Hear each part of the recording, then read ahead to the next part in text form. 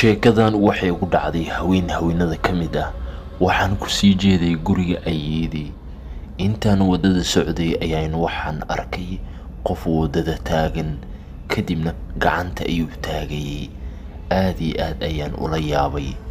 Si dhaqsi leh ayuu miraayada u soo istaagay, waliba asigoo aad iyo aad u gargaraacaya. Waxaan isdhahay miyuu baqayaa. Kadibna aayar ayaan gaarigayga soo saaray. Waxaan isku dayay in aan weydiiyo xaaladda uu ku sugan yahay.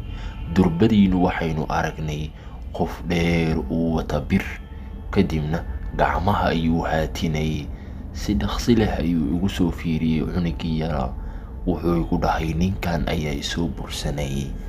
Anigana aad iyo aad baan u fajacay. Waxaan u malaynayay wadada oo dhan inay tahay wada laga baqo. Kadibna cunugii yaraa hadalkii ayuu yareeyay. Waan ka shakiyay oo geesaha ayuu fiirfiirinayay. Waxaan isku dayay in aan weydiiyo meesha uu ka yimid. Asagana wuxuu ahaa qof aan caadi ahayn. Wuxuu ii sheegay in wadadan la mari karo ayna fududahay in wadadan la maro. Durbadiiba anigoo shakisan ayaan wadadii isku dayay in aan maro. Mar waliba waxaan Ilaahay ka baqayay in wax dhib uu ila kulansiinin. Waxaan fiirinayay geesahayga oo idil. Wadadii aad iyo aad ayay waxay u ahayd mid mugdi ah. Daqiiqad kasta waxaan fiirinayay hareeraha wadada.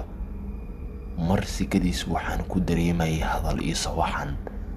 Asaga ayaan fiiriyay, kadibna wuxuu igu dhahay meeshan waa meeshii lagu cuni lahaa.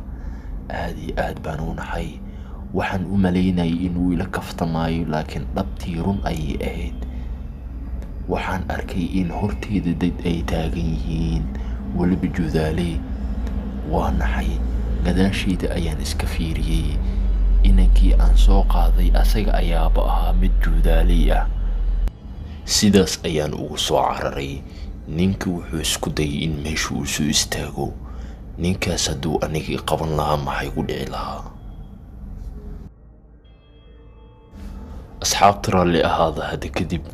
Janalkii sidii hore ayuu nagu shaqayn doonaa. Nala socda. Habeen ku dhaaf sheeko ayaan soo gudbinayaa insha Allah.